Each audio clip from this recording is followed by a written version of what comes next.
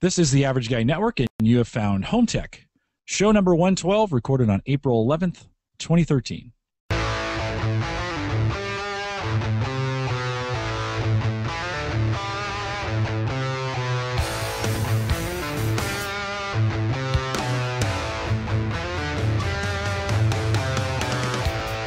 Here on Home Tech, we cover all your favorite tech gadgets that find their way into your home, news, reviews, product updates, and conversation, all for the Average Tech Guy. I'm your host, Jim Collison, broadcasting live from the AverageGuy.tv studios here in Bellevue, Nebraska, and we post the show with world-class show notes each week out at the AverageGuy.tv. If you have questions, comments, or contributions, you can contact the show via email. Just send that to us, podcast at the AverageGuy.tv. You can, of course, find me on Twitter. I'm just at J. Collison.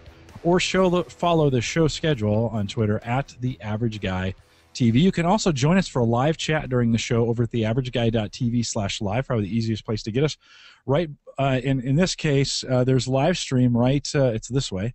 There's a live stream right over there, and you can just jump in. You don't even need to create an ID with live stream. You can join us in live chat. We'd love to have you out there. If you're just kind of out there watching the video, if you've joined us on infotech.org/live. We'd love to have you join us in chat tonight. All right. Well, I was hoping, excuse me, I was hoping to get all three of us together tonight. Christian, you, me, and Andrew have not podcasted together, I think, in 2 or 3 months, but welcome to the show. How are you? Thank you. I'm very good. Yeah, it has been quite a while, I think, because the last show was last week, and I missed that, and he was on, and I was traveling, so. Yeah, no, actually, last week it was just Rich and I, Rich O'Neill. Oh, that's right. Yep. We talked a little bit. We were going to try and do a joint show with you and Rich. Actually, it worked out really, really well. You know, I've been kind of trying to go a little more thematic with the podcasts of late to get, you know, we did a home networking series. If you haven't heard that, go back to shows 106, 107, 108, 109. You can take a peek at those. We talked about home networks, and Christian jumped in there and did a nice job of talking about his environment there. Actually, Christian, that podcast done well over 650 views on YouTube. It's done very well, so congratulations. Thank you. And so what I wanted to talk about with you and Rich last week, and you couldn't make it, and so we're going to bring you on this week. So I want to talk a little bit about getting a college tech education. So Rich comes at it from kind of an adult education standpoint. You know, Rich and I are kind of in that same generation. He's going back to school for it. You're in the high school end of it, getting into college, and we're going to dig into that here in just a second. I want to get through a few pre-show comments before we get going, but I think you've got a great story to tell. We have followed you in the last couple of years. We followed you all the way through with all the decisions, but I don't think everybody's gotten the perspective that I think they're going to get tonight as far as some of the steps that you went through in selecting colleges and then kind of competing for slots in these schools. A lot of them are very, very competitive, so we're going to have you talk Christian, about that. Christian, I want to dig right into this, into the meat of what we want to talk about. Kind of where we want to go with this tonight is I want you to kind of go back a little bit. And, you know, this has been a journey for you to get where you're at.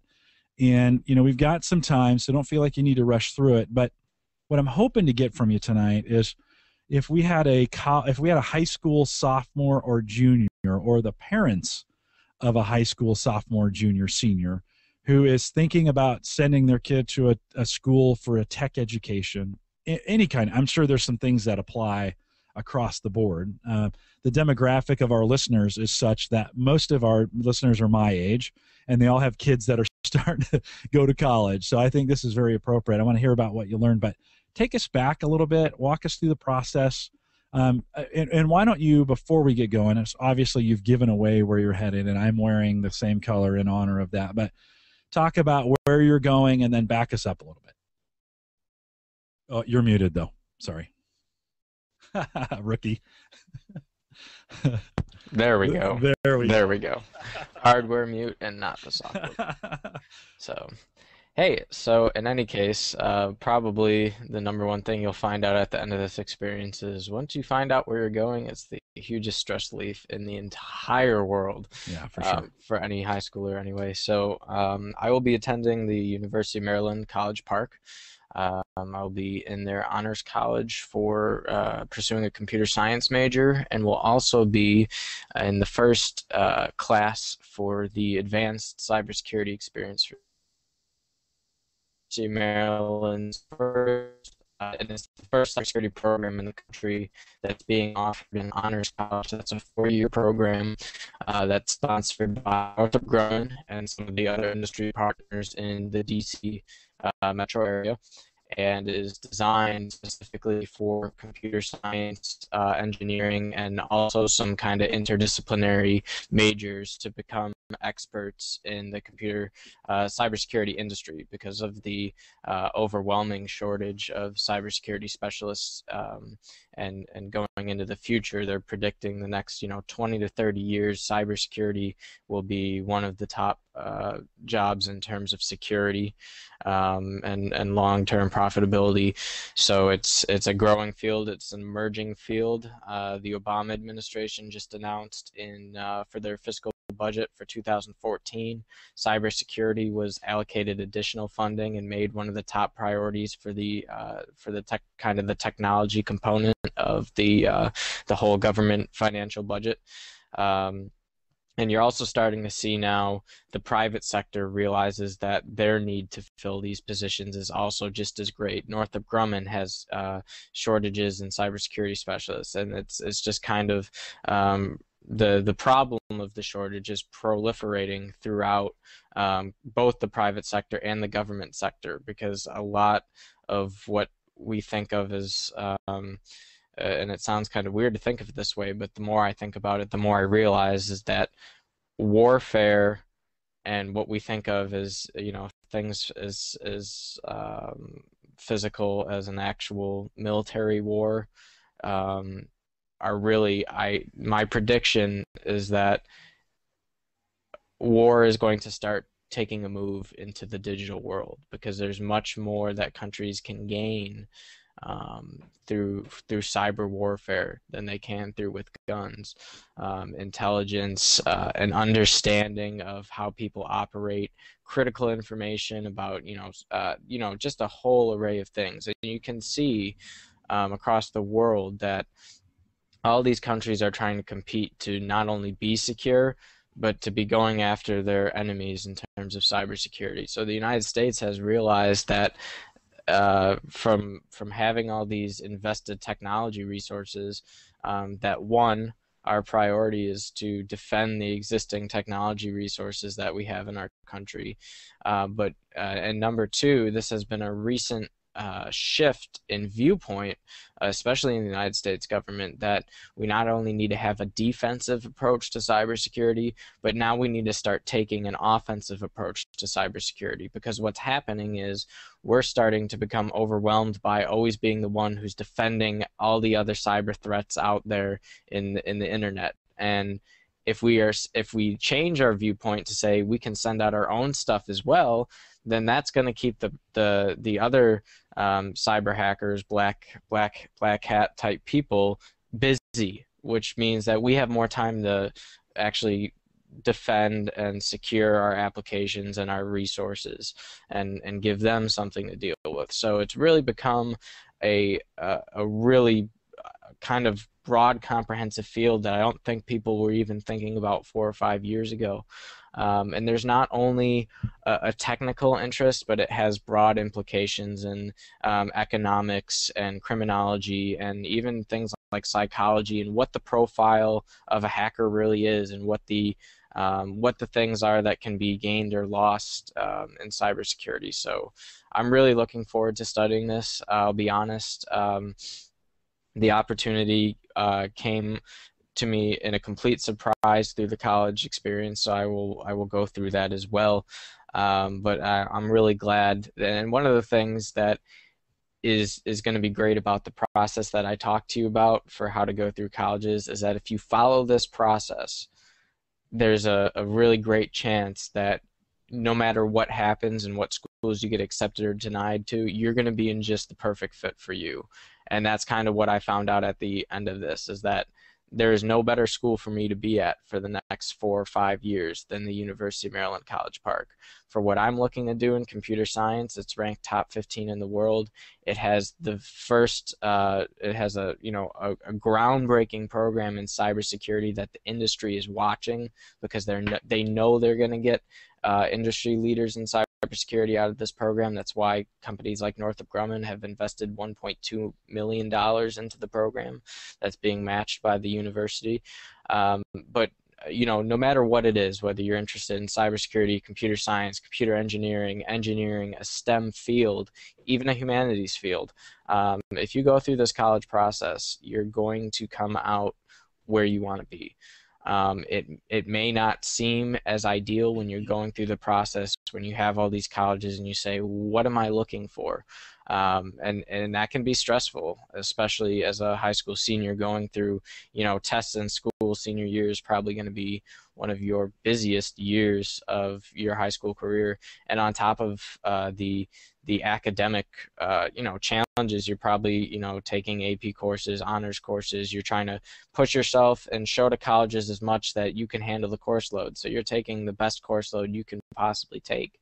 And at the same time, you're coming home at night and you're filling out 8 or 9 college applications online, and each one has a different essay, and the supplementary materials can go on and on. So, it's like almost having a second job. Your first job is school. Your second job is finding out where school is going to be for the next 4 years. So I'll just kind of go through.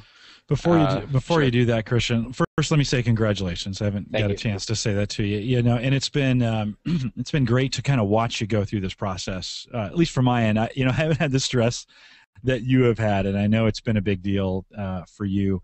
From behind the scenes, you guys who have been following the podcast for a long time, you guys know Christian well. We've been doing this for a long time together. And for you guys, you just see nights when Christian just disappears.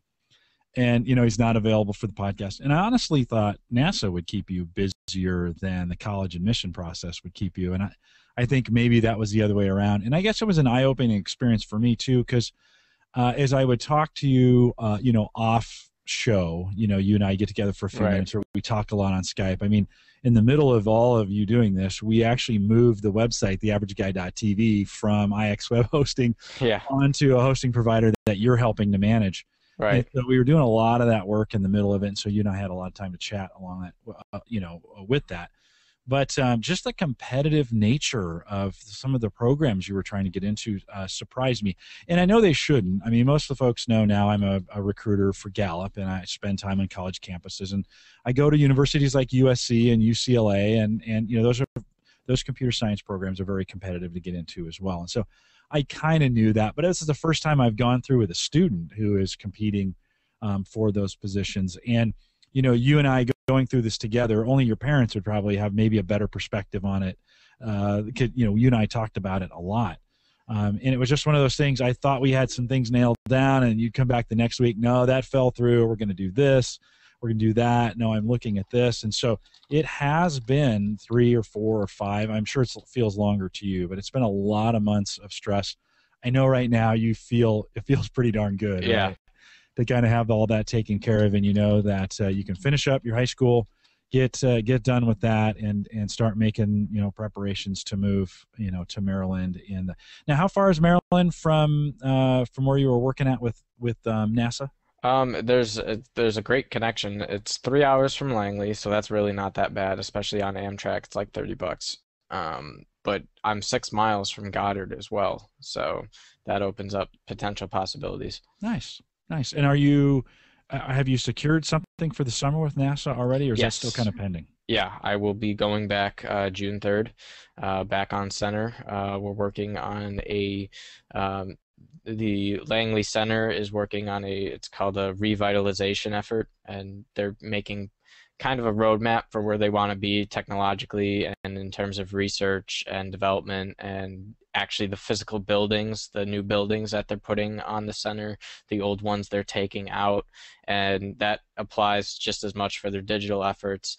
So they're going to be working with all the major partners and all the major people involved in science research and the technology groups to kind of form and shape what they want the center to look like 20 years down the road. So um, my boss, she's the chief knowledge officer at NASA Langley, and she is on a special detail to kind of help this team of the revitalization campaign to put together a roadmap of where they want to be. So I will actually be kind of moving a little bit out of technical work. I'll still be doing some technical work and working with two other students from local colleges there, but we're going to be working to help her and assist her as kind of advisors in terms of the information on data mining, big data, intelligent agents, and kind of laying a roadmap for how funding can be allocated, how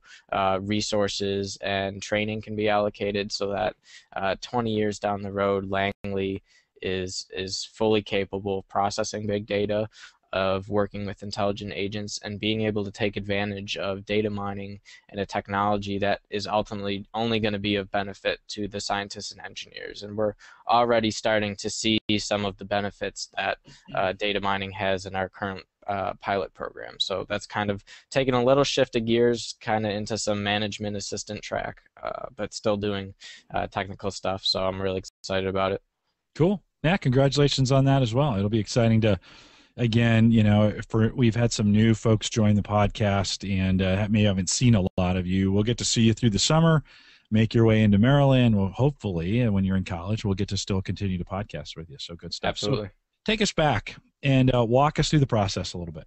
Yeah, so I mean, for any college perspective, right? You're starting probably in junior year, and and if you're at any preparatory high school, any public high school, your college counselor resources, your guidance resources, really in junior year are going to start looking at the student body and start making a plan for what they're interested in doing with their students to prepare them for being ready. So, for example, my school has a career exploration course that's offered in junior year, and it's a one cycle elective that basically gets you thinking about what you want to be doing with careers, what colleges you might be interested in. And overwhelmingly, they used to only offer the course once a month, but then they took a survey, and most students said that they would not mind having it once a cycle, which is about once a week in our schedule, because they wanted more information. And there are a large amount of people out there who are undecided about their major and what they want to be doing. And so it really helps to have kind of some course so that all students have a chance to explore what they want to be doing the next 4 years, and why they want to be doing it. What is it that they love? What is it that works for them academically and is a good match for them?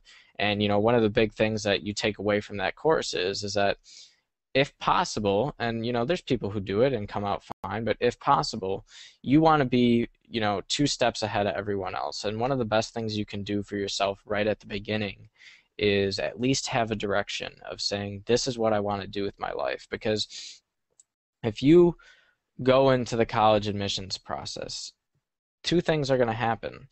The first thing is you're going to see it in all your applications. It's going to want to know, especially for large universities that have multiple colleges within the university, they're going to want to know what college you want to apply to and why within their university.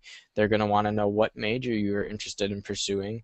And if you're applying to some of the upper tier schools, especially for engineering, they're going to make you write an essay just on engineering about past experiences you've had, what makes you qualified to be an engineering student, and what you're hoping to grow and gain experience-wise. So if you're an undecided student, what that does is, in some ways, it can set you back, because when you know what you want to do, then you can start doing the research about the schools and the programs that are going to be best fit for your education and give you the best degree to be successful in that field. If you don't know what you want to do, then you're generally looking for universities and colleges that are well ranked on a national scale in terms of their broad general things, so humanities or sciences or engineers. And if you at least have the broad category, that's probably what you're looking to do. But the second hurdle you're going to actually run through is when you actually get to campus. If you've only narrowed down what you want to do to the sciences or the humanities or the liberal arts, you might run into a problem because you're going to be put down as an undecided major. Now, there are some universities like Princeton University, for example, where they won't let you declare your major until the end of sophomore year. But for the most part, colleges are and universities are looking to immediately place students in programs because particular programs will have a different admissions rate. So colleges, when they're going through, you'll have a university or a college acceptance rate in total, and then you'll also have, for many schools, breakdowns of admissions rate by particular program. And if you're not admitting yourself into a particular program, you're going to be coming in as an undecided major. And in some cases, like at Maryland, you'll be put in a college. At Maryland, it's called the College of Letters and Sciences, or Science and Letters, excuse me. So, and what that basically is for all people who are undecided in their major and need time to at least take courses and get their general education core requirements done before they can select a major. So certainly, if you're going in at the very end and you're going to college saying I'm an undecided major, don't freak out because there's going to be opportunities to find out what you want to do. But where the costs can be incurred and where it's really great to avoid the additional cost is if you pick a major and you're not really sure that this is what you want to be doing and you decide junior year that you can't live with yourself going through with this major, sometimes, yeah, your courses will be similar enough that your requirements will be fulfilled and it's a fairly straightforward switching process. But if you go from I want to be a music major to I want to be a computer science major, well, guess what? None of your requirements needed for that major are going to be the same except for your general eds. So you're going to spend another year or two in college because you have to go back and you have to actually get those credits, which means if your tuition costs $40,000 a year, you've just spent an extra $80,000 that could have potentially been avoided by making some really easy decisions and going through a really easy thinking process early on. So I'd say the first thing is kind of proactiveness. If you're going to do well in the college process, you have to be proactive about it. You can't wait for people to give you deadlines. You need to know the deadlines yourself.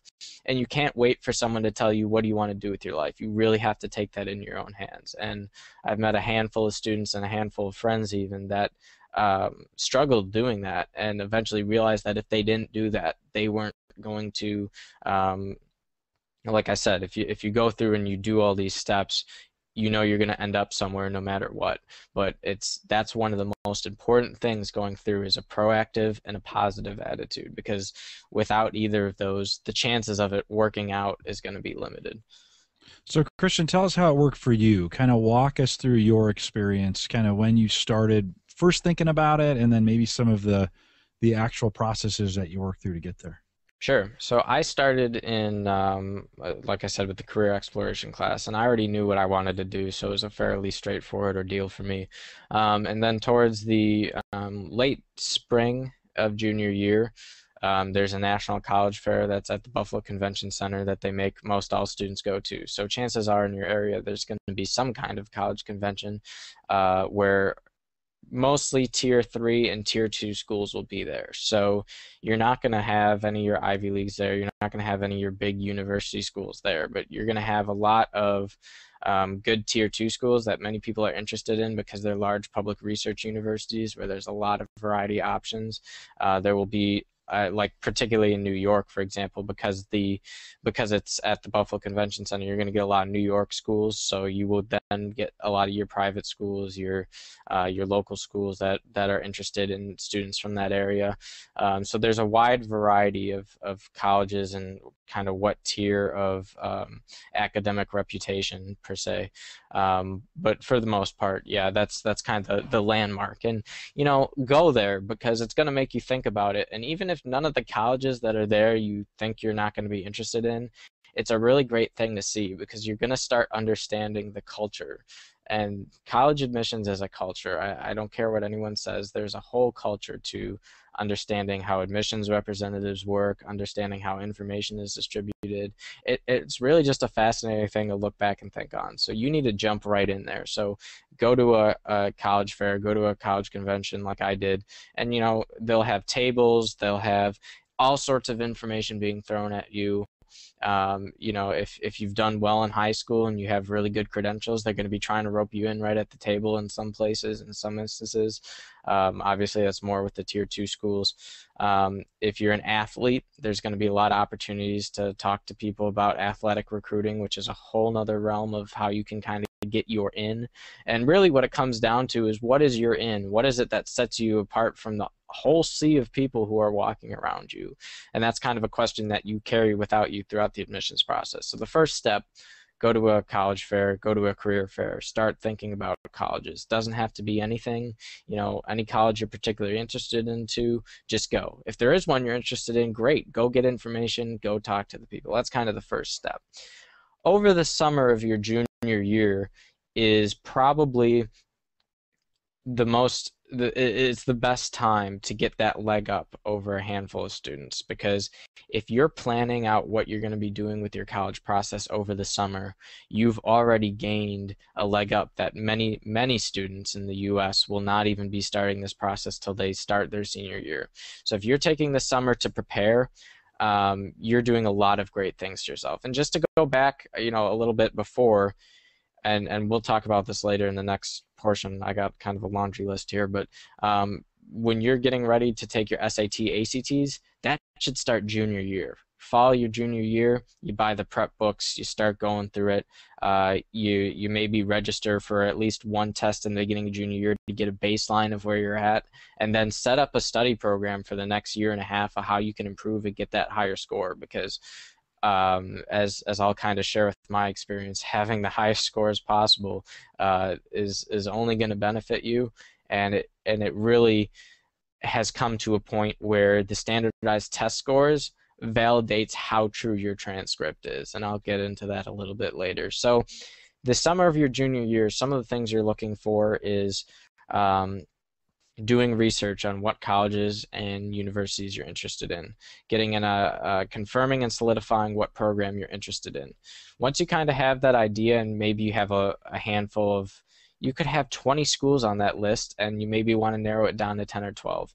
Originally, maybe 5-10 years ago, the average student applied to only 3 or 4 colleges. Now the average student at least Canisius High School applies to 8 or more colleges. So there's a huge dynamic shift in college admissions. And why is that?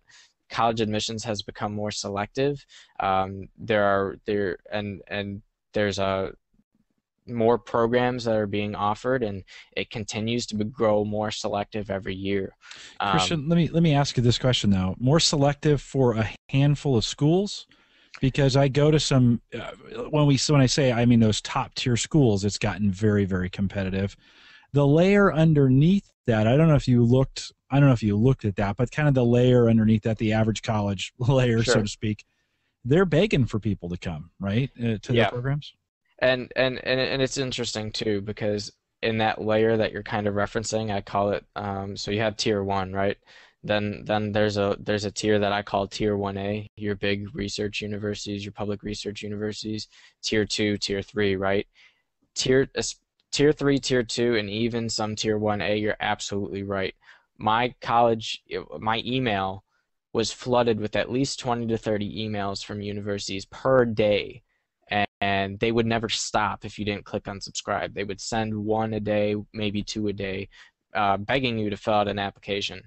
And some of that is, yes, they're actually in dire need of students because they're trying to keep and maintain their quotas. Other times, and this we'll kind of get into some of the shady deals that go on in college admissions, but one of them right off the bat is that if colleges can attract large numbers of applicants and turn away a large number of people, their numbers and their profiles look better. And some schools, it really is fair to say that they take a holistic approach to admissions, but there's other schools where it's all about what numbers they can publish, what SAT averages they can publish, what GPA averages they can publish. And if they can publish that their admission rate was 35% instead of 42%, you bet they're going to be out there trying to get as many students as they can to apply.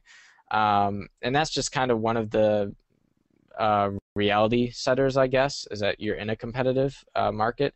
But like I said, if your credentials are there, they're going to be begging for you to walk through the front door. If the credentials are there, you're going to be getting those emails. You're going to see a lot of if you're qualified to be in the tier 1, the tier 2 will not stop sending you emails. They'll be asking you to write.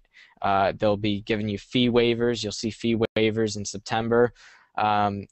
If you don't hit unsubscribe when you miss their November 1st application deadline, they'll extend it just for you till December 1st. And when December 1st, it'll be January 15th, then it'll be February 1st. I've seen 1 or 2 colleges go as late as me being able to apply to them March 15th and April 1st before they would stop sending me emails. So really, if you're a tier 1 qualified student, tier 2 is going to be in your inbox, and they're going to be really upfront about it. So be prepared to get phone calls and emails if your information is available.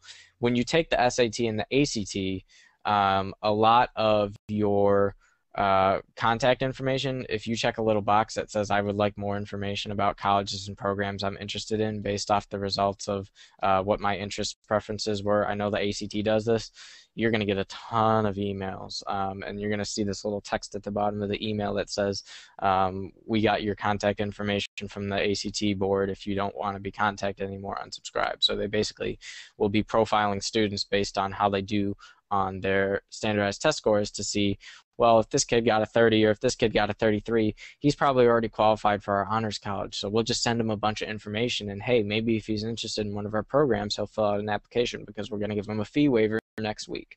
So that's just kind of how it works. And if you're in that qualification seat, great, because you know going in, if you do all the things you're supposed to do, if something in tier 1 doesn't work out, you're probably going to get a full ride or something great at tier 2 where you're still going to be able to get where you want to be. So that's kind of a thing.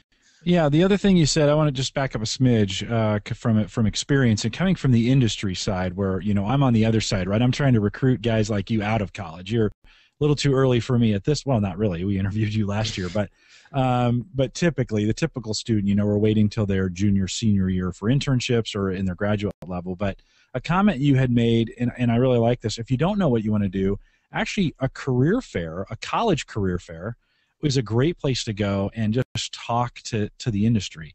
And you can go to your local college. Most local colleges have some kind of program out there that they do twice a year, and they do a big career fair. They'll have 50 to 100, they'll have companies come in and set up booths. I do this all the time. This is what I do, in the spring and in the fall.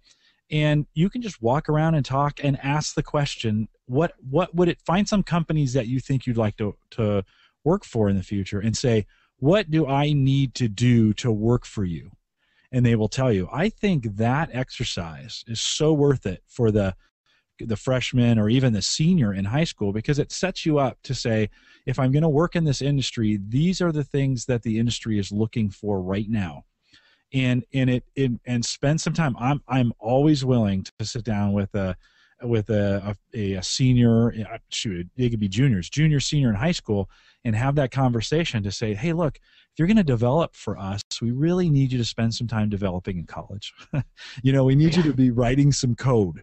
So, when it's Saturday afternoon and you can play Xbox, or you could do a project, you should probably be doing the project. So that I appreciated you saying that, because that's a big key, I think, is if you don't know, and a lot of students don't know, find yourself a career fair, go talk to some recruiters who work in some places that you think you might be in. Spend a day, half day. Most of these career fairs are 5 hours.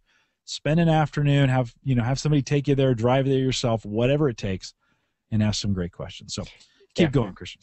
Yeah, and actually just to kind of add on a lot, there's going to be a handful of students that will eat that up and will definitely think it from the industry side. There are a large amount of students, though, that will only think about the college and the academic aspect, and they're just not in that place in their life junior year they don't think industry. They just think, well, the next step is college, so I'm just going to think about college. But if you can kind of get them to see that after college comes industry, and if you can line the two up, it's a really good growing process for them because they won't, if they're not thinking about industry, they're not even understanding the advice that Jim just gave. So that's definitely a great thing for people to be thinking about. And in any case, so once you kind of get that, you're in the middle of summer, right? And your college counselor will probably make you do this in the fall. They'll sit down with you and they'll say, who are you? Because chances are, if you're in a big public school, the guidance counselor won't know you on a first person basis until you are actually assigned to them. So get to know your counselor because they're going to be the person writing your recommendation for your academic transcript. They're going to be the person helping you make the decision for the next 4 years of your life. They're going to be your advocate with college admissions representatives if and when appropriate. And they're going to be your biggest resource for this college process. And in terms of what your specific requirements are at your school and how that translates to the whole college admissions process. So in the most informal way possible, become best friends with your college counselor because chances are it's going to make things easier for you. And you're going to do this with your college counselor, but I recommend doing this over the summer. So over the summer, when you're doing your college research and you get kind of the list, you've decided on what you want to major, or you've at least got it down to, engineering, the sciences, whatever.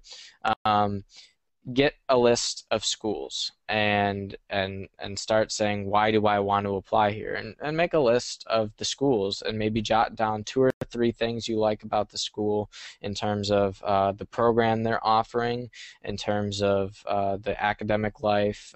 Many people, of course, have to know about how residential life is like their campus size. And you're going to find out that colleges, the best college for you is, yes, a significant amount of that is how well fit you are for the programs academically, but it's also going to be a fit about, it's going to be a huge fit about, are you comfortable with large student populations, 40,000 in size, or do you need a smaller college about maybe 5,000? Do you want to be stuck in a huge urban city like Philadelphia, or do you want to be stuck in the middle of a cow pasture like Geneseo?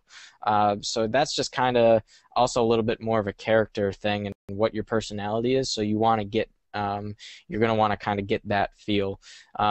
Christian, do you think that's important enough that as a student's thinking about that, if they need to go to a small school, they might go to a 1A or a 2 if it's the right demographic, as opposed to going to a 1 that might be that 40,000 on Yeah, campus? I mean, my recommendation is that you first choose colleges purely for the academics before you start thinking about those fits, because you may find, even though you think you can only handle 5,000, you get to a campus with 40,000, you see all the things going on, and you fall in love with it. Other people will go on campus and they will be so overwhelmed, they know that they have to be in a campus of And 5,000. that's why a campus visit is so important. Yes, Or but and if you're right. and maybe even a campus visit, not the exact school, maybe one closer. I mean, it can get expensive, right? Oh Trying to yeah. fly all over the Yeah, place which to is see it, why, but which is why it's actually not. It's one of the last things in my list. I actually, I made one visit, and guess where it was? It was the University of Maryland, just because I'm the type A personality that I could care less about, the size or the food or the dining halls. I'm just there for the academics and to work with my peers. But I know it's really important socially and developmentally for people to have that fit. And Maryland clearly was that fit when I got there. I felt like this was something that was going to be compatible with who I am. and did you take class sizes into account in your search? Generally, no. It's one of those two specific things where no matter what college you go to, really, your freshman year, there's going to be introductory courses. Well, yeah, there's 100 people in the room, and you got to pull your weight. But once you start getting in a sophomore, junior year, and into your specific major requirements, the class size is going to get cut down a lot because they're going to be weeding out people generally freshman year. But by the time you get to your junior year, your class sizes are going to be significantly smaller because you're going to be only in that specific program with other people. Whereas when you're in those introductory courses like Creative Writing 101 or English 101, yeah, anyone in the university has to take that course. So of course the class size is going to be 100. So I wouldn't even think about that when you're going through this process. So it might be interesting for people. A tip is get most areas where people live, they have a big school, a medium-sized school, and a small school. Make a quick visit just to get a feel for what each one of those is like. Maybe you're not going to attend them, but at least you could get a good feel for what it's like to be on a campus. You know, here in Nebraska, you could go to UNL, and that would be your big research school, big campus school. You might go out to a school like Kearney, which is probably your middle, University of Nebraska at Kearney, which is kind of the middle size. And then we have a whole bunch of little tiny colleges sprinkled out, and those are all within driving distance, not very difficult. Right. And I mean, like I said, if you know your personality and you know what you're looking for, you probably don't even need to do that. But if you're not, it's a great thing to do. Sure. So over the summer, when you get that list of schools, and it's going to be huge probably, and if it's not, keep looking, because even you need to have a big list, because you're going to go through this process. So make a big list. Just do it. Make a big list. And when you make that big list, one of the things you want to write next to the name of each college is S, T, or R. S stands for safety, T stands for target, and R stands for reach. And what that's basically going to do is you're doing kind of a self-reflection, actually, and you're saying, based on my transcript, based on my SAT, ACT scores, and based on my extracurricular profile, my resume, what do I feel I'm qualified for? What schools do I know I have a really high probability of getting into? And those you call safety. What schools are just on course with the type of student you are? Those are target. And what schools that, maybe you're on the lower end of their admissions profile, but hey, you never know. And by doing that, you're ensuring yourself that you're going to have an admittance somewhere, an acceptance somewhere. You're going to be going to a program that's matched for your needs, but you're kind of attacking it from all angles, so that you're putting yourself in the running for getting some of those very top programs in the country. And you could be the best student in the world. There's, Ivy Leagues turn down perfect SAT score candidates in flocks every day. You could be that perfect tier 1A school, apply to every single reach school on your application and think that you're going to be above and beyond your target and safety schools, and then get rejected from every single one. And then what are you going to do? Take a skip year and reapply next year? It's going to set you back. So by doing this kind of safety target reach system, you're setting yourself up for success, because you're trying to profile what you know is going to just work off the bat based off your profile and where you're probably best qualified to get a lot of money. You're going to be applying to where you think you're right on target with what you've been doing in high school. They've got good reputable programs, may not be the very top in the country, but definitely you have bright chances for careers in industry. And then you have those reach schools where, if you apply to 2 or 3 really good reach schools, maybe a couple Ivy Leagues, some of the top universities in the country, public, private, then and 1 or 2 of those work out, then great, you got a top seat. And if you think about it this way, the college population in the United States, of all the colleges and universities in the United States, represents the top 10% of intellectually capable and qualified thinkers in the world. Meaning, if you get a seat at any college in the United States and you complete a degree, you're among that top 10% of intellectual and academically capable people in your world, which is an accomplishment. So even if you go to the very lowest rated school, you're ahead of many people in all the other countries and all the other international programs in this world. So that's kind of a way to think of it. And think of it as if, you're in that top 10% applying to the very worst school in the United States you possibly can.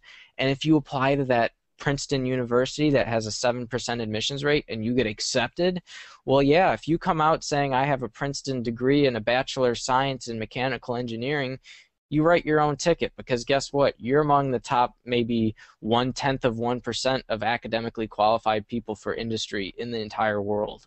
And setting yourself up for that, there's two things that happen. You're a qualified candidate, and you meet the criteria for what type of student they're looking for. And that can be everything from not just, you could be the perfect academically qualified student out there, and and there's a ton of other things they're looking at. They're looking at whether or not you're a minority. They're looking at whether or not you have become a national merit semifinalist or finalist. They're looking at your geography. If you're living in Montana and you're a Tier 1 qualified student, you're 5 times more likely to get in than if you're the same exact student going to school in New York State, because they're looking at it's kind of like the buzzword that you get really tired of in the college admissions process. It's going to be the word diversity. Every college boasts about how diverse they are and what a diverse student population they're looking in. So if you're in New York and you're thinking, okay, well, I know Cornell University is in New York State. Yeah, Cornell takes a really large amount of people from New York. I think it might be around 21% of their student population is from New York. But guess what? If you apply to Rice University, you just gave yourself which is in Texas, you just gave yourself a geographic advantage that all the people in Texas aren't going to have. You may look more attractive because you're an out-of-state applicant who's fully qualified. And like I said, with colleges, it's all about how diverse you are and how you're setting yourself apart. And people always think, well, it's just academics and who I am and extracurriculars, but no, there's a ton of things going on in the background, and things as simple as where you live can have an impact on your chances for acceptance. And the thing you got to remember at the end of the day is your application is probably being read by maybe 1 or 2 people for 30 minutes at the most, and that's generous at some of the Ivy League schools. That at like Yale, I think, gives 30 minutes for each applicant, and it's read by 2 people. You have 2 readers, and that's it. There's no arbitration for most people. There's no committee. Yes, there are athletic committees, and in college admission counselors will be working on your behalf in ways they can. But generally, it comes down to that 30 minutes, and you're either in the yes pile or the no pile. So there's just a lot going on. So just keep all that in mind when you're going through. But yeah, definitely safety, target, reach. So going with that.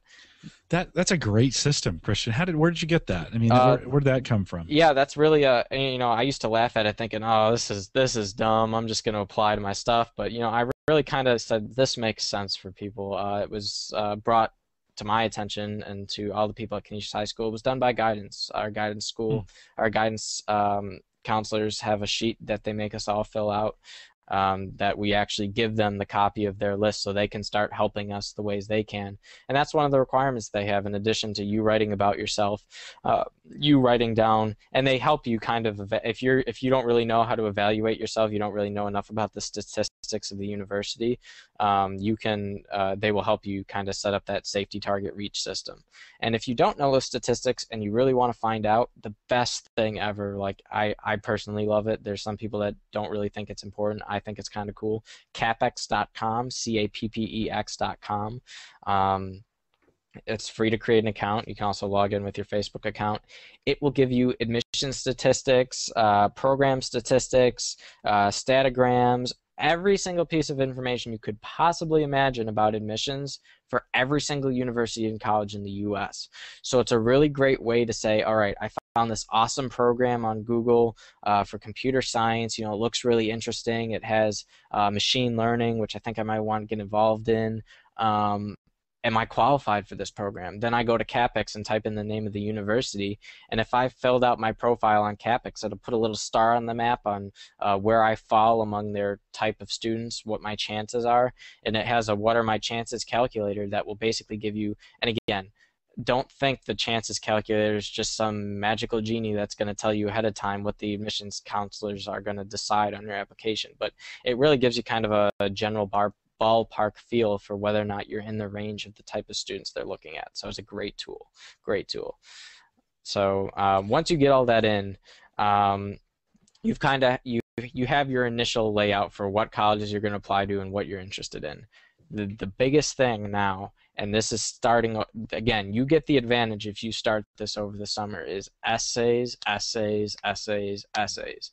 What is it that the college counselor, when the college counselor gets your papers and their stats, they have a ton of kids who have that same 4.0, 1600 SAT score that you do in the ideal situation, right?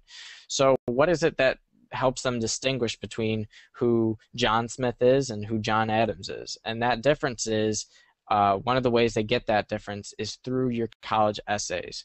And the most important thing is not about sucking up. It's not about gratifying the admissions counselors by telling them what a great university it is. Chances are, if it's a tier 1 university, they know how great of a university is, and they don't need your validation about how great they are. It's really not about any of that. It's about showing your voice through the English language and showing who you are. You can write about the most mundane topics from, literally anything. And the thing that you get from this is that creativity is key. And the more creative you show, and the more that you show who you are, either through a life story, which are very common, how you've grown and developed over the last 4 years, a memorable experience that you can relate to and show your growth, any of those things. And one of the things they always say that makes for a successful college essay is if you make the person reading your application either laugh, cry, or have some type of emotional reaction, you've just written one of the best college essays possible. Because what that is doing for them is it's giving them an emotive understanding of who you are, and it's also helping them understand what is it that gets this kid out of bed every morning, what is this kid looking to do at our university, and how is it that he's going to apply himself when they're here. And they really care about that stuff. SAT scores are generally only an indicator of how well you're going to do in your first year of studies. It's no indicator for your level of motivation, how hard of a worker you are, what your potential for academic success is throughout those 4 years. So conveying who you are through your essay is really important. And once we introduce our joined member here, I will go through a little bit more of that. And let me just say, Christian, it's interesting that you say that, because I have a good buddy, Dave Jackson. He does school podcasting, and that's one of his premises to start a podcast is, make them laugh, make them cry, make them think, or get some kind of emotional reaction out of them. If you can do that on a podcast, you'll engage them. So that's very similar. You got to make your application stand out when they're doing it. So some great advice. Take a drink of water and a deep breath. Let's introduce Andrew Morris. Andrew, it's been forever since seems like we've had you on the podcast. Welcome. How are you? Oh, you're muted though. You're still muted. I can't hear you. Check your mute. It's been how long since I've done it? It's long since I haven't even got my audio selections right. Yeah, how are you, man? I feel like I've been a passing ship in the night. I just haven't been able to get my sequencing right. So I know, and daylight savings time kind of messed you up. Our daylight savings time kind of messed you up. I think today you thought we were an hour later than we are. Yeah, we went back last weekend as well. So I think it's gone 2 hours in the opposite direction. So yeah, it does that weirdness. Every spring and fall, we're off for an hour, and then it's 2, and then it's back to an hour, and then it's sync back up again. So we've got some craziness going on. Andrew, we're spending a bunch of time with Christian talking about his college experience, and he's kind of walking us through what he went through to get into Maryland, and we're excited for that. So welcome, Andrew. It's amazing how different it is to the Australian system. I know when I went to university, all I had to do was finish my my high school with a mark that got me into a given course of my choosing, and then unless you're going for medicine or rocket science or brain surgery or something like that, and even law, I think these days you don't have to really go through the hoops to get the university selection and entry criteria met. I pretty much applied for the course that I thought I wanted to do, and as long as I had the marks, I got in. So it's a bit of an eye-opener for me sitting back here. Yeah, and let's remember, Christian, you went after some pretty competitive. I mean, your experience may not be the atypical experience personally, what everybody's going to go through. I think that there are students, Andrew, here in the United States that want to paint the impression that every student goes through this process, that they have to go through, because they don't. But Christian, you're talking about safety, target, and reach. And let's just say you have a student who's going to go through that process, and they know they don't really want to go to a 1 or even a 1A. Maybe they're limited by their geographical area. They want to stay close to home. They've got enough schools. That's a system you could go through with your local schools, right? You could say, yeah. I mean, that applies. That just doesn't apply for 1, 1A, 2, and 3. All the steps that I'm going through tonight definitely apply to if you're looking tier 1, you have to be doing these steps, but it applies for all the tiers and all the programs. It's a very systematic approach. Yeah. Okay. So so you got through the summer, fall came up, and this has been, we've tracked you since, we've been tracking you since the very beginning of this, but it really started getting hot and heavy in the fall of last year. So take us from that point forward. So the fall of your senior year, if you've done the pre-steps with starting your college essays over the summer, you're going to start them at the beginning of your senior year. The big things in the fall is you are doing a couple things. The first thing you're doing is you're finalizing the places you're going to apply to, and you're having your essays read by multiple people to say, if this is 1 page in a 30,000 page novel, will it stand out? And you're looking for kind of that uniqueness. Like I said earlier, I had a friend that wrote about fuchsia nail polish on the hand of a cadaver, and it really doesn't matter what you write about. You could write about the most mundane thing. It could be entirely about you or nothing about you, but if you are focusing on being unique and standing out, then your essay is doing its job. So definitely read some tips online, have multiple people proof your essays during this time. It's very important that you have no grammatical errors of any kind. If they see that, they see you as a unconscientious student. They'll see you didn't put the time in and that you may not be fully invested in their university. And if you weren't invested to make sure your essays are grammatically well written, they're not going to be invested to admit you in your university. As simple as that. And did you use one essay for multiple places? Did you tailor them kind of based on what they were looking for? Yeah. So, and this is another part that you'll start. This is kind of a combination thing. So that you'll start over the fall, or you can start it in the summer over the fall. But the fall is when you really start using the system kind of on a daily basis. And this is called the Common Application, commonapp.org.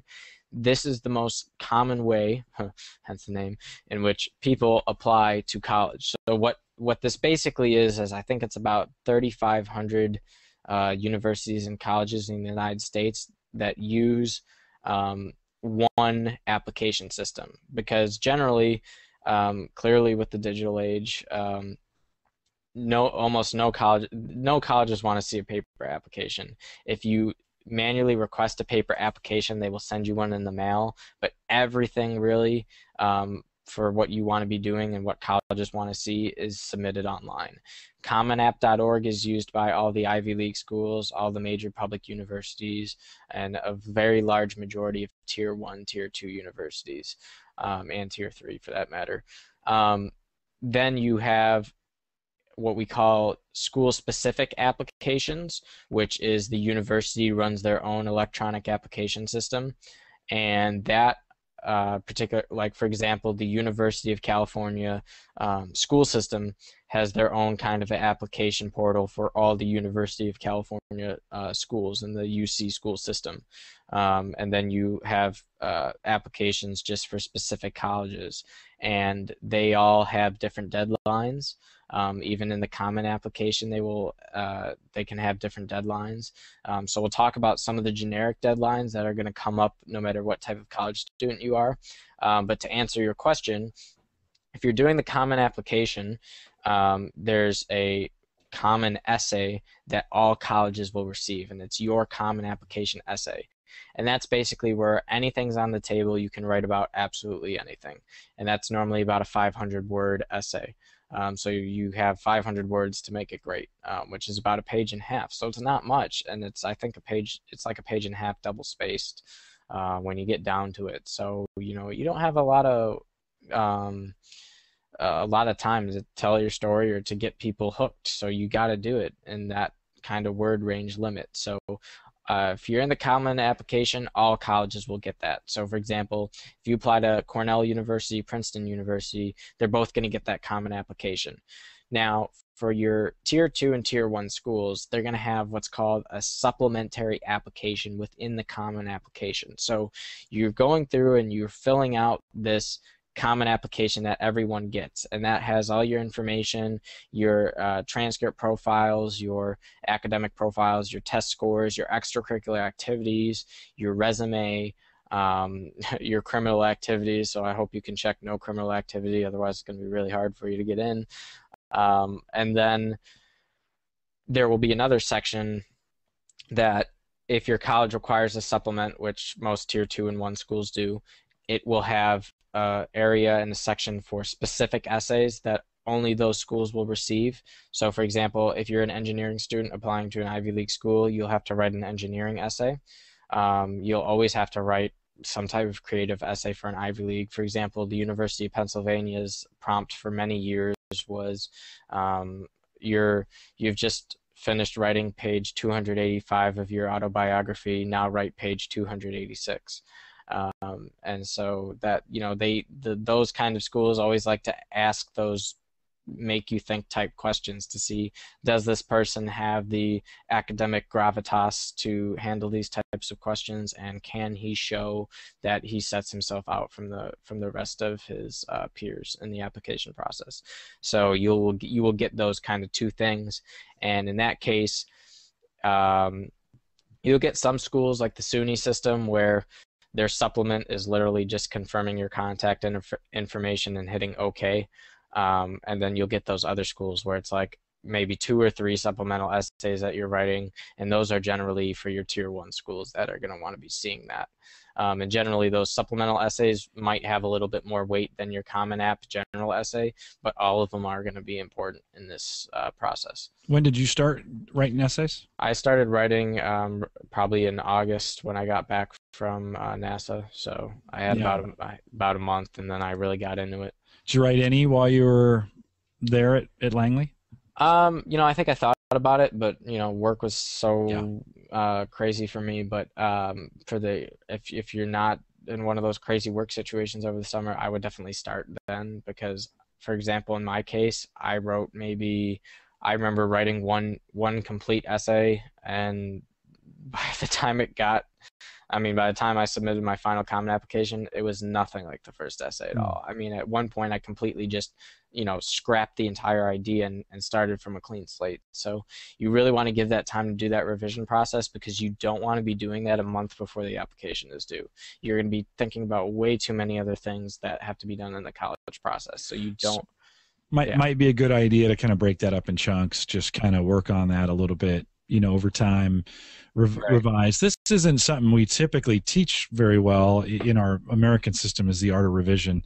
We kind of crank stuff out, and especially, when we think about what we post online, that goes through no revision. You just type it and hit send, and that's all forgiven. But really, what I hear you saying is work on it, set it aside, have some folks read it, send it off to the relatives, say, hey, take a look at this thing, give me some suggestions. Yep. And then yourself going through that, kind of honing it. Yeah, if you have 1 or 2 teachers in high school, maybe your English teacher that that'd be great. That's great knows advice. you well. Great way to have it peer reviewed. So take advantage of those academic resources. So really, it's the application and paying for it, right? Because you got to pay for each of these applications you put in, right? Right. So unless you're applying to like a tier 2 school, like I said, where you're a tier 1 applicant and you're getting a fee waiver to apply to a tier 2 school, you need to make kind of a little budget for yourself, because the fees add up real quick. You're going to be probably paying around $50 to $60 every time you sit for an exam, every time you sit for an SAT. So if you want to take the SAT or the ACT 2 or 3 times to make sure you've maximized your score, then right there you need $400 set aside just to take those exams. If you're applying to tier 2 or tier 1 schools, many of them require subject tests that are specific to your interests. So if you're going into engineering, they're going to want to see an SAT math subject test, and they're going to want to see an SAT science subject test. Please, please, please, please, please, if you're in this situation where you're a tier 1A, tier 2 student that needs subject tests, do not wait. make sure that your coursework is along the lines, especially junior year, senior year. Make sure your courses are aligned to help you be ready for those exams. And yes, your many schools, like for example, the University of Maryland didn't need subject tests, and I think there's other top tier 1 schools like Stanford, and I want to say Yale, that don't require the SAT subject test. But then there's schools like Cornell, where in order to get into their engineering program, you have to be pulling above 700 on your physics and your math subject tests. And for the difference is that all these numbers that are calculated for like who gets an 800, who gets a 750, right, is based it's all statistic profiling about how you're doing in comparison to other students, and based on how many you get wrong in each section determines where you're falling on that scale, right? When you get down to the subject test scale, it's going to be much more unforgiving to you because in some cases, because you're taking the subject tests with that higher range of academically qualified students. So the people who are just applying to Tier 2 and don't require subject tests and maybe have a B+ average, they're just taking the SAT and they're falling in that national ranking where the national SAT is, I don't even remember what the national average is. I think it might be around 1,000 or something like that. But when you're taking those subject tests, now you're only dealing with tier 2 up type students. So the profiling is you have a lot more academically driven students who are getting higher GPA scores. So chances are you're going to need to get more questions right and be in that higher percentage of questions right. It's going to be a more competitive exam. So if you're really in one of those things where, yeah, you have to have a science, your options are going to be biology, chemistry, physics, and none of them are easy exams. You got to do a lot of prep for them, unless you're really naturally gifted at science, which, trust me, I know 1 or 2 people at our school who the quote unquote, smartest student in our school walked in to take his SAT exam with an hour and a half of sleep and got off a bus forgetting that his test was an hour before. He got a 1590 on the SAT. Wow. And that's maybe 1% of students taking the test that can walk in on the exam like that and do that. So probably not. You most people don't want to do that, right? You no, want to get a little sleep. You want to be. You show up on time. Yeah, making sure you're getting that 8-hour plus sleep, that protein-based breakfast. Your head is in the game, and if you've been doing the prep work junior year with that practice book, and you've been going through the exercises and taking that year to get ready for the exam, you should feel very great about walking in that day and saying, "I can do this." Christian, what was your SAT schedule? When did you take them? How many did you take? I took. Did you take ACT or SAT? I took the ACT because it has that science math component that was more oriented for me. Yep. I took it 3 times. Okay.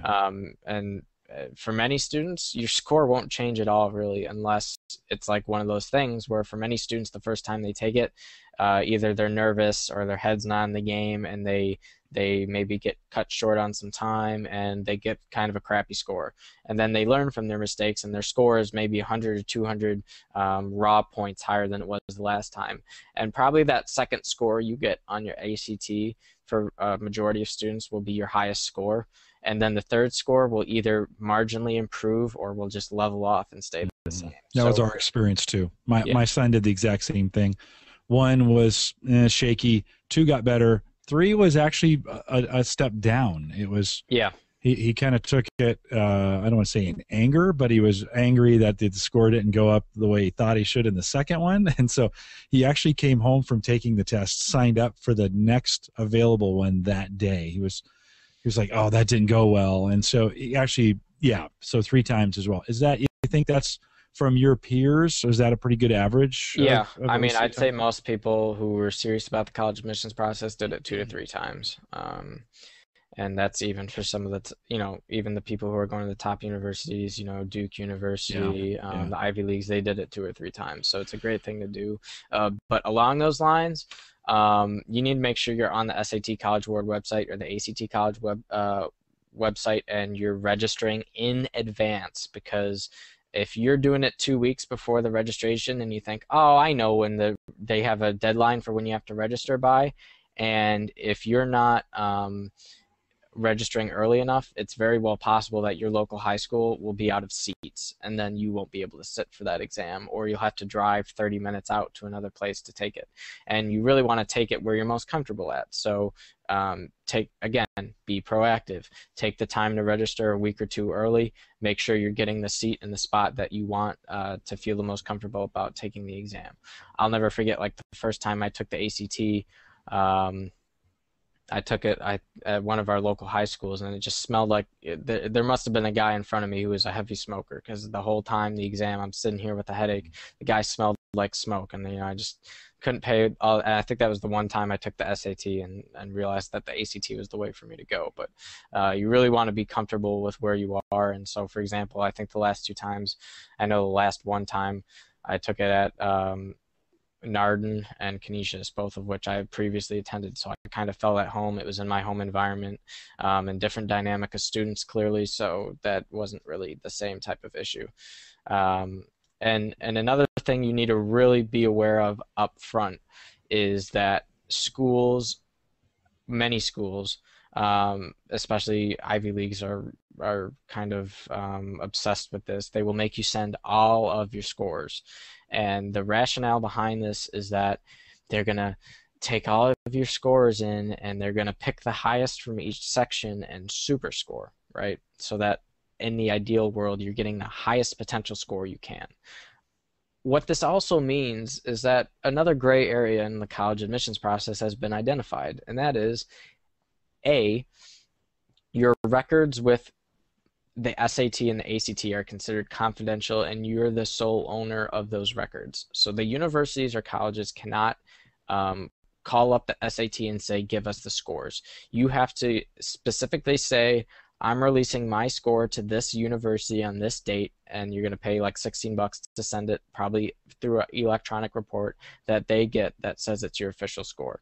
So when a university requires you to say, you need to send us all your scores, if you went out on a test one day and you had a bad day, and maybe one section was extremely low or off kilter, then there's going to be a choice you're going to have to make, and that's going to be, do I trust the admissions counselors to say it's in my best interest to send all my scores to them and have it super scored, or am I going to have the College Board and the ACT remove this score from my profile? And this has been a huge debate in the college community in general, because there are some colleges that feel it's their exclusive right to be having all these scores, and in my opinion, there's an ulterior motive behind that I don't think is conducive always to benefiting the student.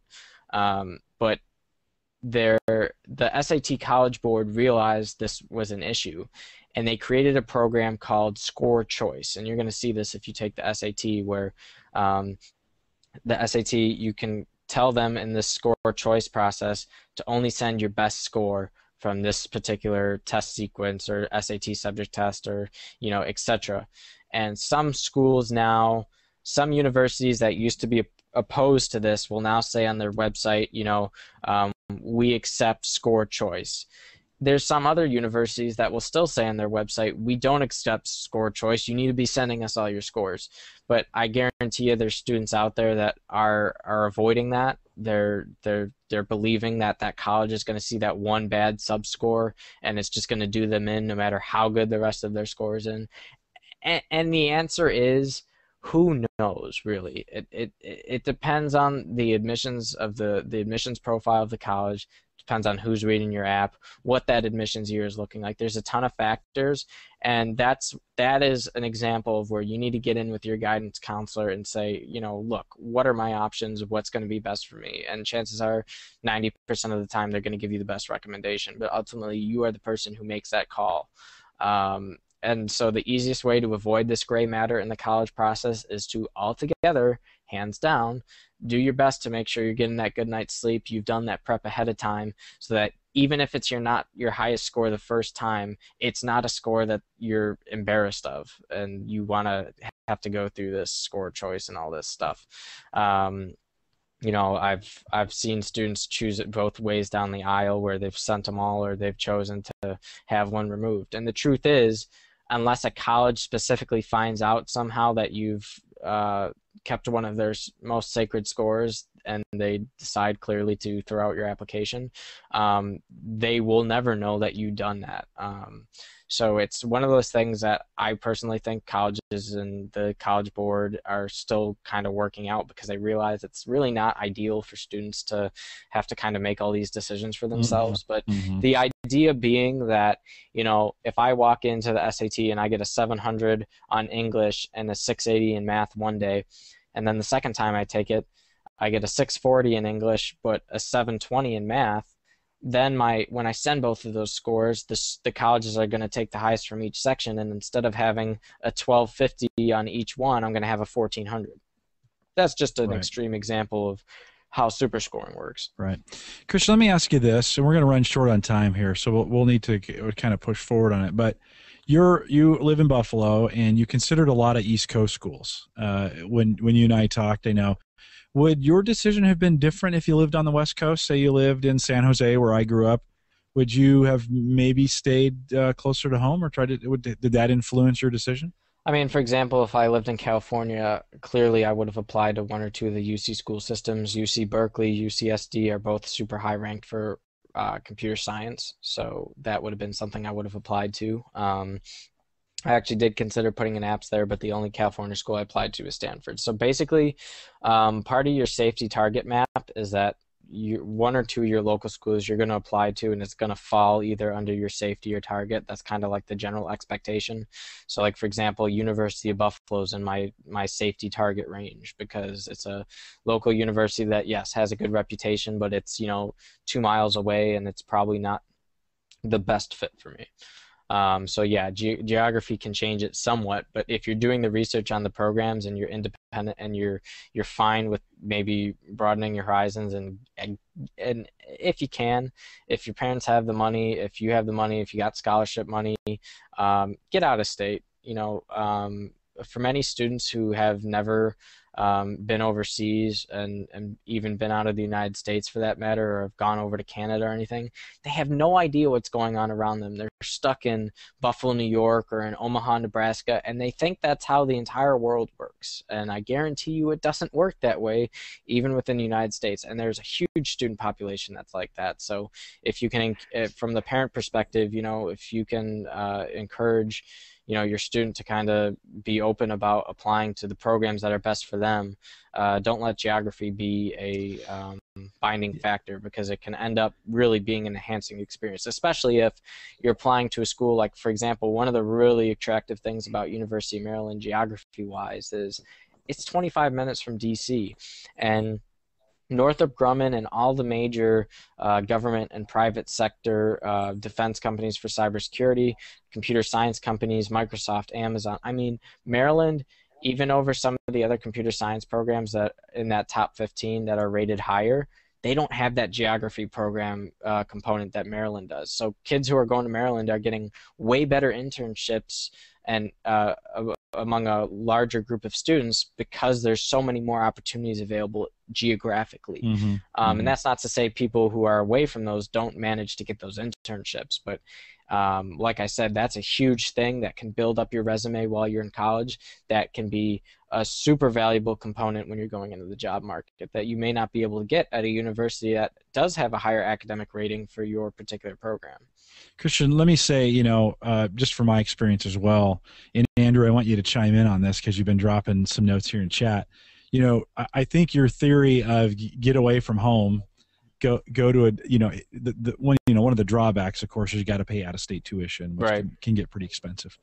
But if you can, some states, it's cheaper to do it than others. But my advice, get out of the country if you can for some of your schooling. Now, your freshman year, probably not the best year to go overseas. But normally that junior year is ideal. Andrew, when you put that in chat, are you referring to Australian students as well who maybe need to get out of the country and see something different? I was referring to a lot of American adults who've never been outside of the city they live in, or shoot, the state and the country. I mean, I mean, I've traveled fairly extensively with work, so I'm quite lucky. But when I've been in the US, the number of people that I've spoken to who don't know that Australia exists, and I've spoken to people in some pretty backwater towns when I've been traveling through national parks and the like, who don't really even seem to appreciate that there's another state outside of where they live. Yeah, there You was know, and oh, go ahead. no, so that was kind of that was a real eye opener to me when I experienced that in the States. Yeah, there was a picture going around Facebook today, and it was a picture of a whole bunch of different tweets that basically ascribed. It was, and it could be a fake, but it basically ascribed, the tweets were all about North Korea bombing Pearl Harbor, and it was like how quickly we forget our history and our geography. That we have students right now thinking, or people right now thinking it was North Korea, not Japan, and Pearl Harbor, but I cannot recommend enough getting out of the country. And Yeah. it was just great. It was great for me just, a couple of weeks ago to be in Germany for a week. Yeah. And a whole bunch of that culture came flowing back to me, and I just kind of realized it was one of those kinds of things. Oh yeah, there is a different. Well, first, it's nice to get out of Nebraska, but two, I mean, it was one of those kinds of things where you go, wow, okay. And I think that experience for the college student cannot be overlooked. A semester somewhere else, if it's not in the country, somewhere overseas. And I think everybody can experience that. I mean, I think it's great when students from China come to the United States, or when they go to Australia, or Australians come here to the United States, or go to Brazil, spend time in Russia. I mean, I just think that is a very valuable experience. Christian, as you look at your education going forward, do you have any plans to try and maybe study abroad? Is that a part of the curriculum at all? Yeah, I mean, I'm considering it. One of the fortunate things about my high school experience was being able to do those 2 music tours to Eastern Europe and South America. So I got a lot of that in high school, which I was fortunate to. But there is, there's always opportunity, especially at the University of Maryland. There was talk about potentially our cybersecurity program having a relationship with one of the universities in France to do some cybersecurity work for a semester. So, that's a possibility. Yeah. It's best to live there. I'm not discounting your experience, by the way. You went down there, for how long was your longest trip? I think 2 weeks. So, and you were pretty well taken care of. The experience changes when it's you. Oh yeah. And your food depends on how well you speak the language of the host country. Yeah, absolutely. And it's a whole different again, I'm not discounting your experience there at all. Yeah. It was really good, but and I recommend anytime you can get out, that's great. But okay, take us real quick, specifically if you can. We get to December and a whole bunch of things are starting to go on. I have to have you watch time here because we need to kind of wrap this part of it, but if you can be specific, as specific as you want to be, just kind of walk through your thought process of how it worked out for you. Right. So what I'm thinking, and maybe we can discuss this later, the whole financial aid aspect can run concurrently with this entire academic admissions perspective. Yeah, it's almost a whole different podcast because it's so complicated to fund colleges, your college experience here. Because there was a whole experience for me for that was an evolving process. So that's like a whole nother 2-hour conversation if you want to put that in at some point. Hold on that thought. And if we have listeners, if you this is the first time you're listening to this podcast and someone asks you to listen to it, because I'm going to try and broadcast this out a little bit in our higher ed community as well. And you want some more information, you want to hear about that, maybe we can come back around on that. Just send me an email, podcast@theaverageguy.tv, and Christian, maybe we'll come back around on the financial aid part. Sure. I'm very interested in that, kind of the story that got you to Maryland. Yeah, because that was a huge story there too. Yeah, for sure. But in any case, so you're going to have deadlines, and each school is going to have different deadlines for when their applications due. You're going to have early decision, which is November 1st, and that's a binding agreement that says if admitted to the school, you must attend, meaning that you are allowed to apply to other schools' regular decision and in advance, as long as you're not applying. You can't apply to 2 schools early decision. Early decision is for students that are absolutely sure that if they got into that university, they would be able to attend and they would know it's the best fit for them. Then you have early action, which is normally around December 1st. Some do it November 1st, November 15th, but the early action deadlines are generally non-binding, meaning that you can apply early, get an admissions decision early than the regular decision pool, but you're not being bound to attend that university. Some schools will have what's called restrictive early action, which means you can only apply to one school early action. That with all the schools that are restrictive early action, you can only pick one of them, but then you can still decide amongst your regular decision applications. So that's not binding. The only thing that's binding is early decision, which is in most cases going to be always November 1st. And then you have your regular decision, which is going to be due for the majority of schools. There's a couple that are later. There's some that's February 1st. There's some that's January 15th. But a huge regular decision deadline across the country is January 1st. So it's by midnight. By the time that New Year's ball drops in New York City, your application better be submitted. And when I mean submitted, consider this. You're submitting to an electronic system where a ton of people are on there on the 31st who have not prepared, have not gone through this process, who are just, and I've heard stories of kids writing the essays on the spot, December 31st, trying to get into colleges, submitting it 2 minutes before the deadline. You don't want to be that guy. And especially if you've taken the time to go through this whole process, don't wait till the last night to submit it. Try and submit it 1 to 2 weeks ahead of your deadline. It shows the college that you're on top of your game. It kind of gives you a sense of relief that, I did my best. Everything is in to the best of my ability. I can move on with my life. Now I just have to wait. The waiting game is going to be the hardest part in terms of, especially because ideally, you're probably going to apply to a couple schools, maybe 2 or 3 schools early action. You might be that student that applies early decision and gets in, but you're also going to want to be applying to other regular and non-restrictive early action if you do early decision in case your early decision doesn't work out. But generally speaking,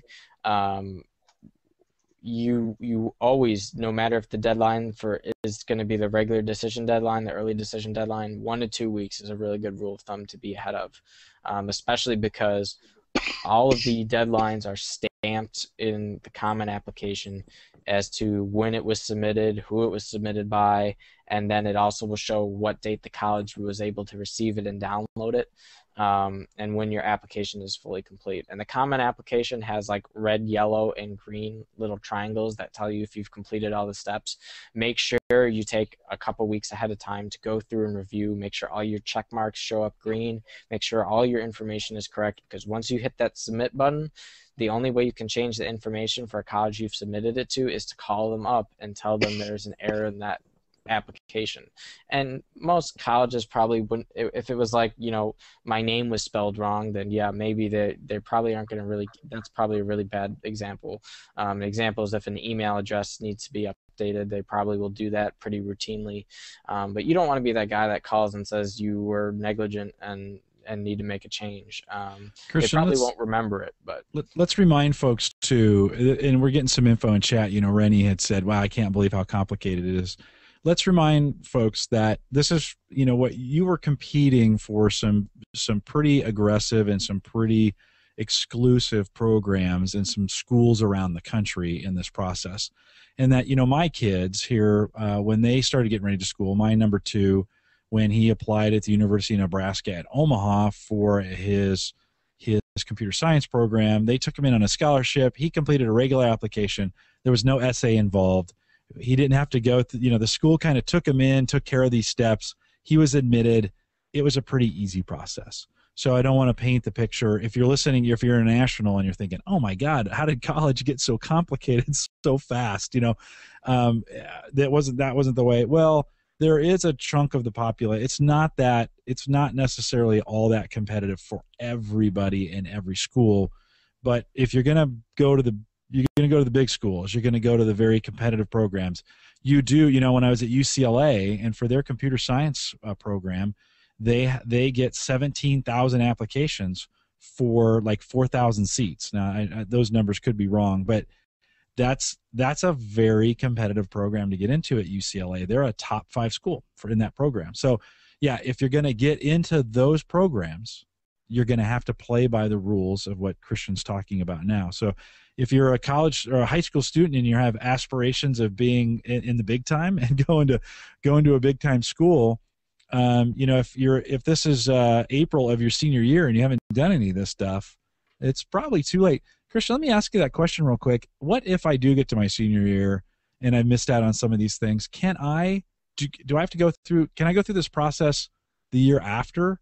Can I take a year off and still compete like I'm a senior in high school? Do the colleges? I don't know. Don't know that. You can take a year off, but you won't show up as a high school senior. You're going to show up as a freshman. You will show up as a freshman applicant who took a year off. Okay. And I know in the common application, and in most college applications, if you put that down, you're going to have to write an essay on what you did that year you were off and why you took that year off. So if you write, I took a year off because admissions last year wasn't so hot, they're going to be like, oh no. Yeah. But if you say I took a year off because I went to go help refugees in Africa and be part of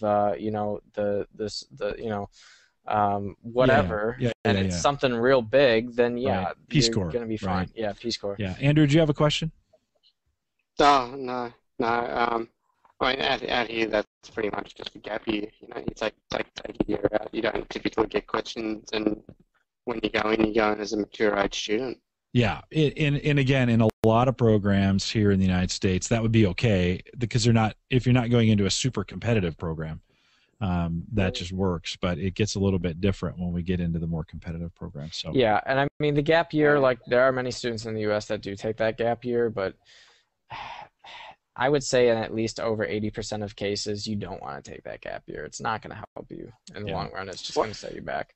Go ahead, Andrew. What about if you don't make the grade to get into, say, the course that you want to be in? Can you do like a bridging year? So out here, I initially wanted to do veterinary science, and I didn't make the high school grades to get into vet science. So I took a year of agricultural science, which I did make the grades for, and then I had the opportunity then to apply, and that would then stand me in appropriate stead to get across into the other course. Does that approach exist? Or I mean, the way I understand it, you have to send all your transcripts from all the academic institutions you've ever been to. So it's not like you could go to I just was reading a story online about how someone who was very, very academically talented, brilliant, was at the college level, started at Carnegie Mellon, and it sounded like there was something going on in his life that basically he couldn't focus on school at all, and he had to drop out. But when he dropped out of that Carnegie Mellon, he had like a 1.6 GPA just because, and I don't really know the story, but then he goes to community college, gets all 4.0s, shows that he knows what he's doing, shows his publication researches, shows all these industry experts that are saying he knows what he's doing. And then he goes to apply to the graduate program at University of Maryland, and they say, we can't admit you because your average GPA does not meet a 2.5 because the 4.0 at the community college wasn't enough to pull that 1.6 at Carnegie Mellon. So I know at the high school level, I don't really think, and I don't really know 100% if this is an accurate statement, so correct me if I'm wrong, anyone who's listening, but at least in my area, your high school career, you get one shot at it.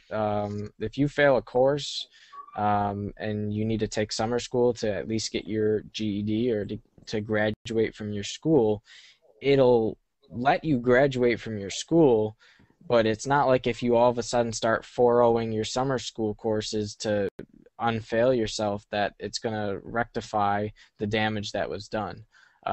Which just goes along the lines of do your best the first time around and don't put yourself in that situation. Because GPA is the very first thing that colleges look at. And if you're showing that you're not putting the work in, and like I said, the SAT scores, they will kind of use to validate, if this kid has a 96 GPA, but his scores are low, then maybe the courses at his high school aren't very academically challenging, and they will devalue the value of that high GPA. Conversely, if you have maybe an 85 GPA, and you have a very, very high test score, one of two things can happen. They can either look at it and say, he must be in a very rigorous academic course that doesn't give a lot of curved points or whatever, or he doesn't work as hard in school and he isn't, reaching his full potential, but he's naturally gifted in academically and can do well on the SAT. And if they see you're not working hard on your transcript and you're capable of it, that's just as much as as shooting yourself in the foot as the other way around, where you have this great GPA, but you weren't able to fully validate it with your test scores. And some people are exceptionally gifted and talented academically and cannot perform to what people would expect them to be able to achieve on those SAT scores, those ACT scores. I think I somewhat fell into that category, to be honest, where my 30 ACT, which is a 95th percentile score nationally, wasn't a great help for me getting in the Ivy Leagues that are looking at people 99% plus to validate their GPA. And I think that was ultimately what hurt me from some of my choices that I applied to, was just that, that difference between 95th percentile and 99th percentile is a huge deal for the very, very top programs in the U.S. So no matter what tier you're applying to, though, that kind of inverse relationship is true. So you want to do your best to show that you're doing strong in both of those categories, and that the one validates the other. Because if they start raising questions, if the admissions counselor starts raising questions in their head as to what's going on with you, it's never a good thing.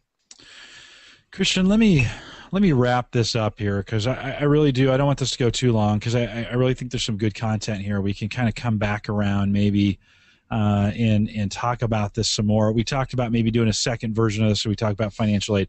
Actually, I think that'd be a great topic to work you through what you went through for financial aid, and maybe in that conversation talk about then the actual the mechanics of the various schools you apply to, the processes of not necessarily getting accepted into those schools. That happens as well.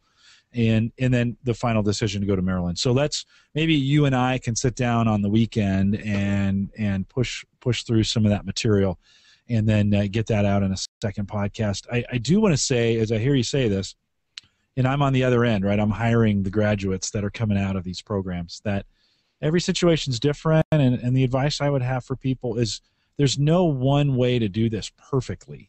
Right. The system is so big and it's so complicated, and there's so many things that you can do with it.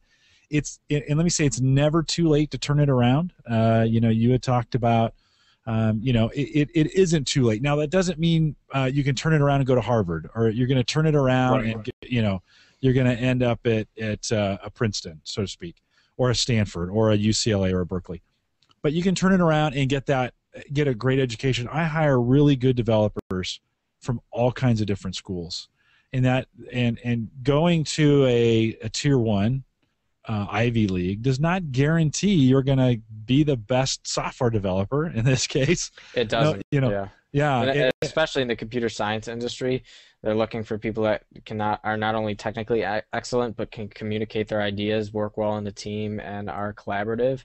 And there are many people who graduate from Ivy Leagues that don't have those qualities. And what you will find is, even though the college admissions... Those are fighting words, Christian. Right, yeah. There's going to be some people fighting back who graduated from Ivy Leagues, but go ahead. Yeah, but even people who, go through this college admissions process, and yes, it's all about those things we just talked about. When you come out of college with a degree, your employer doesn't care about any of that. That was so passé, and they don't even know about it. All they care about is, you have a degree from this university, show me what you can do.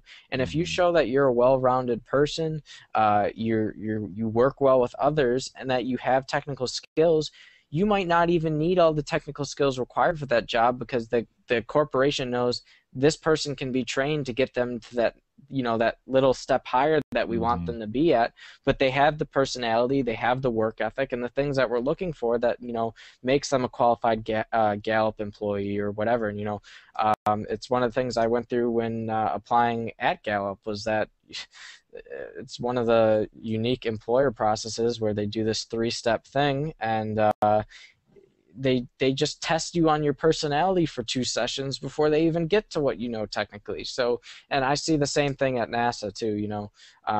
People much more care about how well you can work in teams and how well you can share your ideas. Moreover, who knows this function in PHP better than the next guy? They just don't care. They really don't. So, yeah, you want to be a specialist in your field and do well in it, but if you didn't make it all the way the first time in high school or college, but you're doing all right and you get out there and you really work at it, it's more about building yourself and building your ability to be marketable. It's all about marketability. It's how you market yourself to getting into college is the same skill as how you market yourself to an employer.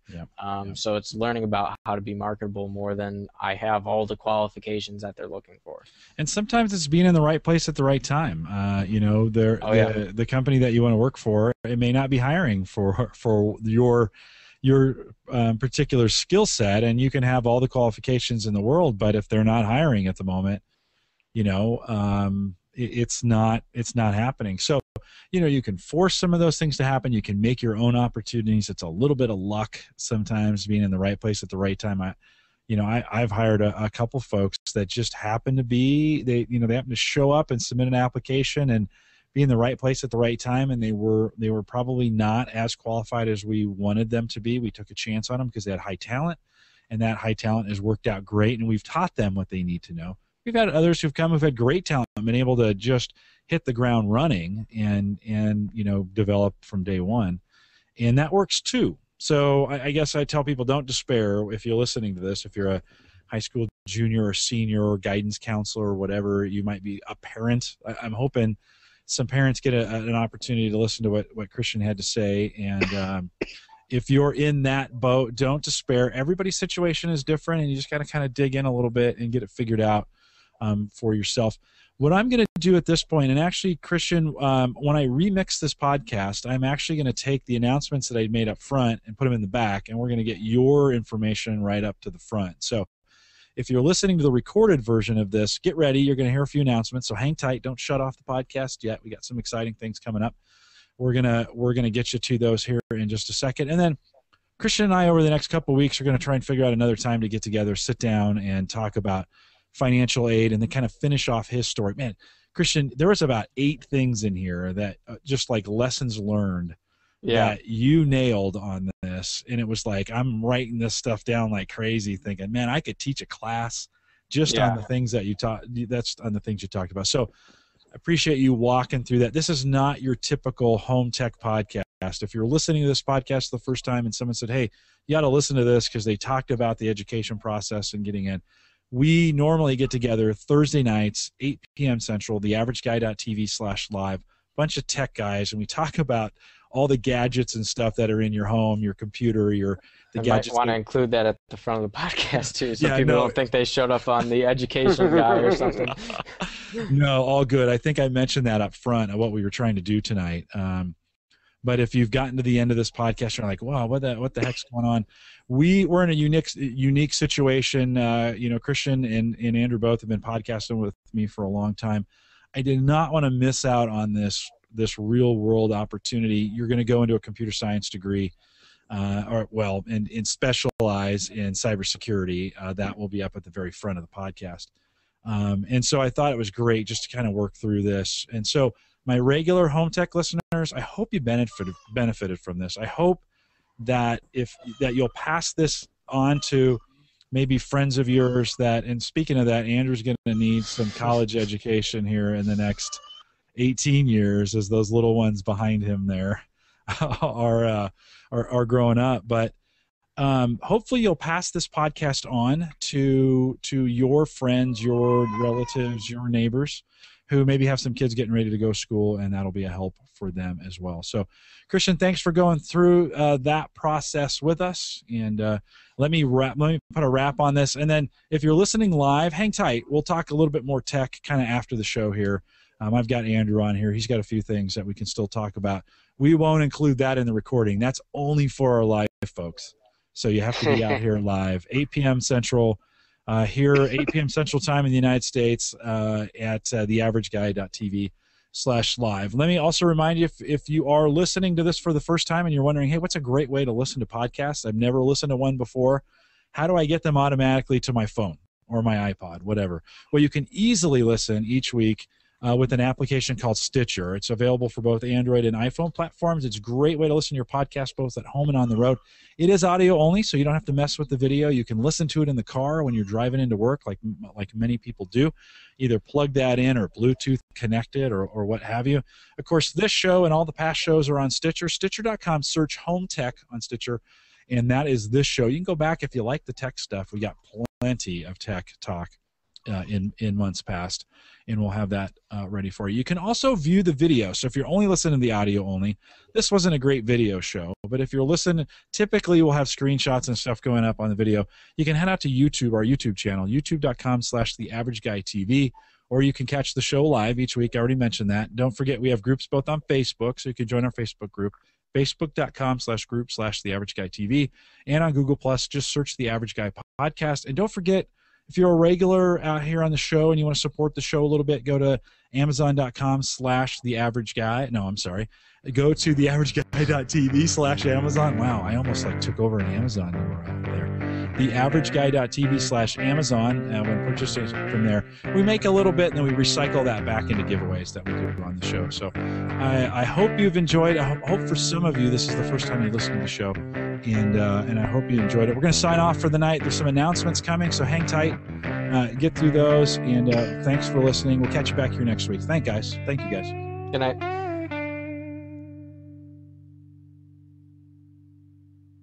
First of all, next week. So today is April 11th, 2013. So if it's months from now and you're listening to this, you can just ignore everything at this point. But if you're listening to this a couple days after I've released the podcast, on April 16th, so next Tuesday, April 16th, starting 10 a.m. Central, I'm going to be out at Infotech Live. So what we're going to be doing is some live podcasting, live streaming from the conference. And this is really my first beta test of this idea of going to conferences and pulling in speakers and finding the best of the best at these conferences and pulling them in the booth and doing some live interviews during the day. So I'm taking my mobile podcasting equipment with me.